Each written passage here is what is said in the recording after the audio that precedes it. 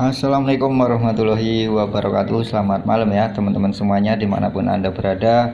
Semoga teman-teman semuanya masih dalam keadaan sehat walafiat dan masih dalam lindungannya Allah Subhanahu wa taala. Amin amin ya rabbal alamin.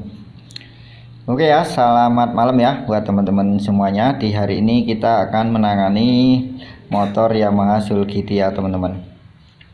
Jadi dengan kasus motor Soul GT ini mati-mati teman-teman, jadi motornya kadang itu mati-mati dan kadang normal teman-teman. Jadi ini adalah konsumen terakhir ya. Di hari ini kita lembur, kita akan lakukan pengecekan pada tekanan full pump ya teman-teman. Perhatikan, kita pasang, lalu kita hidupkan kunci kontak dan perhatikan jarum bergerak ya. Normalnya adalah di sekitar 40-an PSI. Dan seperti ini bisa dikatakan tergolong normal ya apabila jarumnya mencapai 40 PSI teman-teman. Sebenarnya itu 38 PSI ya seharusnya normalnya itu, tapi nggak apa-apa.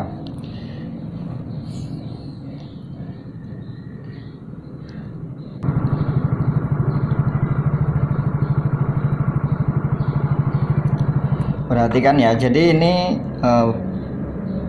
seperti halnya pompa ini tekanannya itu normal ya, terlihat normal, tetapi motor ini tetap masih mati-mati teman-teman. Nah, nanti kita akan pastikan apakah benar-benar tekanan pompa ini normal atau enggak. Yang pertama kita harus lakukan pengecekan ketika motor Yamaha WM3 Soul GT. Itu yang harus kita lakukan adalah hal yang termudah saja, dari mulai melakukan pengecekan tekanan full pump, kop busi dan filter udara dan saringan full pump ya teman-teman. Perhatikan,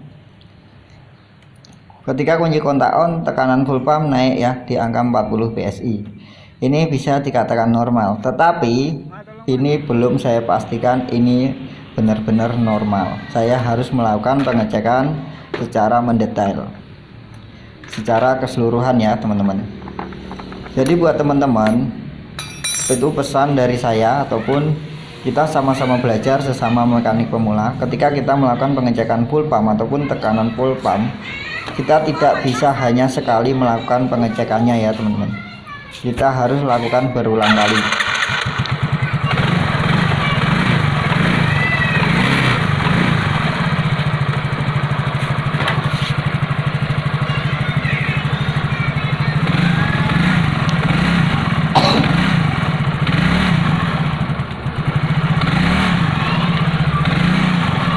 Perhatikan ya, ketika kita gas nih, terkadang dia turun sendiri ya teman-teman.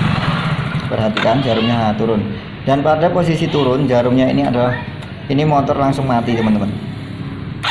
Naik lagi, turun lagi, ini posisi motor hidup ya.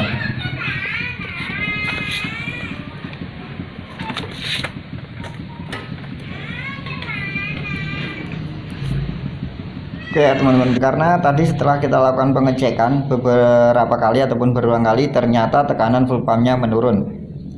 Dan sekarang kita akan lakukan pembongkaran pada full pumpnya ya teman-teman. Kita akan sekalian kuras bahan bakarnya, kita akan cek. Nah seperti ini ya teman-teman. Ini adalah kendalanya di penyebab utamanya adalah saringan yang sudah kotor ya teman-teman, yang mengakibatkan tekanan full pump menjadi lemah, kadang normal dan kadang lemah. Tapi ini sudah beberapa kali dilakukan pembersihan teman-teman. Jadi hari ini saya pastikan ataupun saya sarankan untuk mengganti langsung rotak ya, mengganti rotaknya ya, dinamo full pumpnya. Kita akan ganti, dan cara membuka saringannya seperti ini ya, menggunakan tang, kita tekan lalu kita congkel ke atas. Itu untuk melakukan pembongkaran atau pergantian pempesnya ataupun saringan bahan bakarnya ya teman-teman.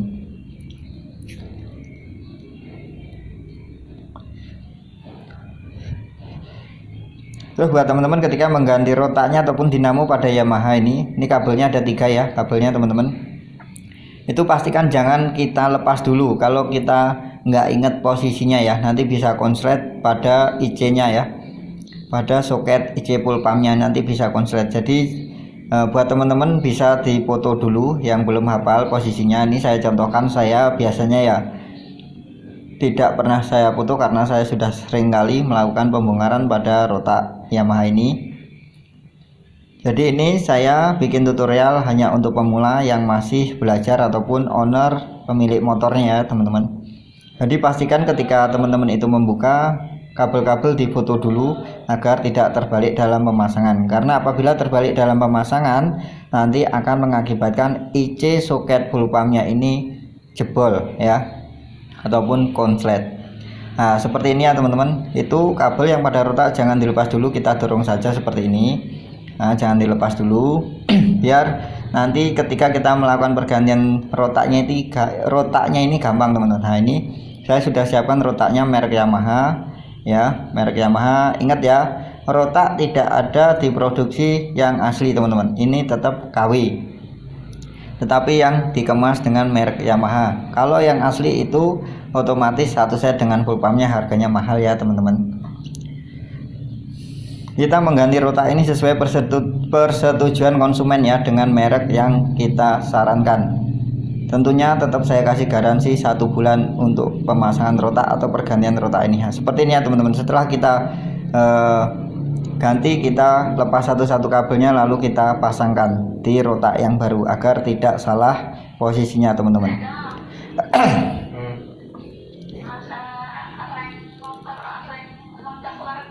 Robi. Sama Robi ya. Nah ya makasih.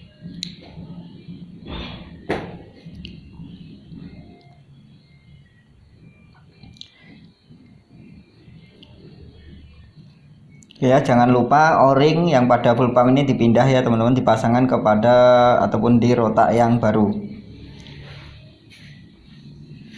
seperti ini. Setelah kita pasangkan o-ringnya, kita tekan saja ya pada posisi semula teman-teman. Kita tekan sampai krep ya, sampai krep. Kita posisikan seperti semula, kabel-kabelnya jangan sampai terlepas ataupun nyangkut ya teman-teman, biar terkoneksi dengan bagus.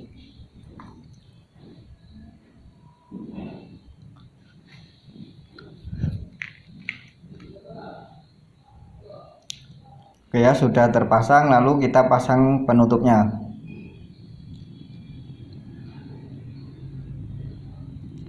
Posisikan ya tonjolannya ataupun lubangnya bareng masih dulu nih. Terus kita kembalikan posisi kabel ke tempat semula ya teman-teman, agar ketika kita pasang di tangkinya tidak nyangkut ya teman-teman.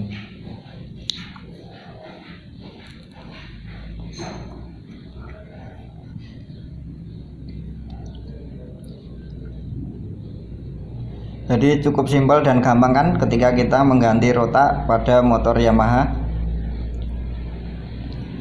Oke, mantap ya teman-teman, sudah terpasang. Sekarang kita pasang filter saringan minyaknya teman-teman. Kita tinggal tekan saja ya. Nah, sama kita tinggal tekan ya teman-teman. Kita dorong saja sampai bunyi klek. Oke, mantap ya teman-teman, sudah terpasang.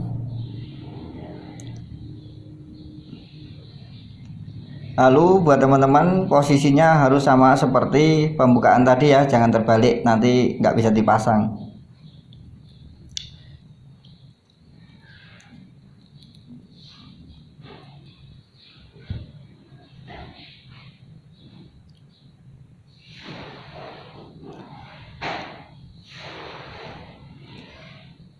Posisikan penguncinya pada topnya ataupun tonjolan, lalu kita kunci ya, kita pasang bautnya.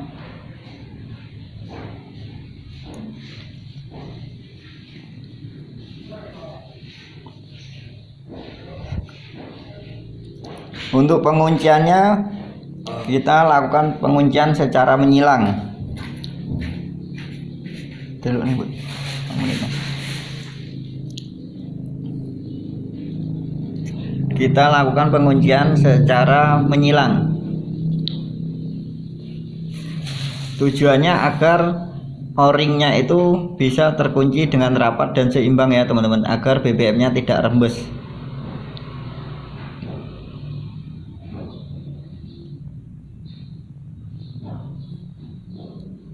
Kita kunci sampai kuat ya teman-teman, tapi sebelum kita kunci sampai kuat itu kita kunci secara mendatar, secara bersilang ya teman-teman, cara bersilang, lalu kita kuatkan agar BBM tidak rembes. Oke, serasa sudah kuat, lalu kita tes apakah ada kebocoran BBM-nya ataupun rembesan BBM-nya. Seperti ini ya, kita pastikan dulu agar kita tidak bekerja dua kali teman-teman. Oke ya, mantap ya. Nah ini ya teman-teman, ini tangkinya sudah kita kuras bersih ya, lalu kita akan rakit ya teman-teman. Oke, kotoran sudah kita bersihkan dalam tangkinya, kita kuras sekalian ya.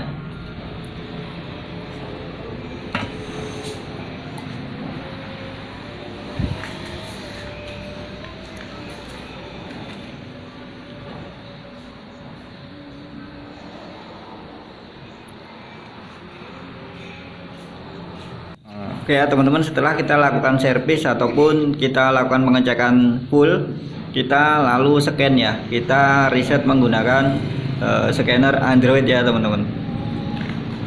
Ternyata bukan cuma merek Honda ya, bukan merek Honda saja yang bisa kita lakukan ataupun kita hubungkan dengan Android ya teman-teman. Motor Yamaha ini juga bisa kita hubungkan dengan Android teman-teman. Berarti motor injeksi ini benar-benar luar biasa ya teknologinya, bisa kita sambungkan datanya dengan HP Android.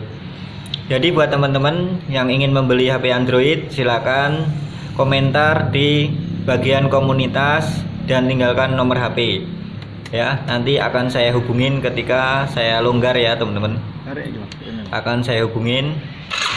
Dan saya juga menjual soket DLC ya teman-teman, soket DLC jumpernya untuk reset manual motor injeksi Honda teman-teman.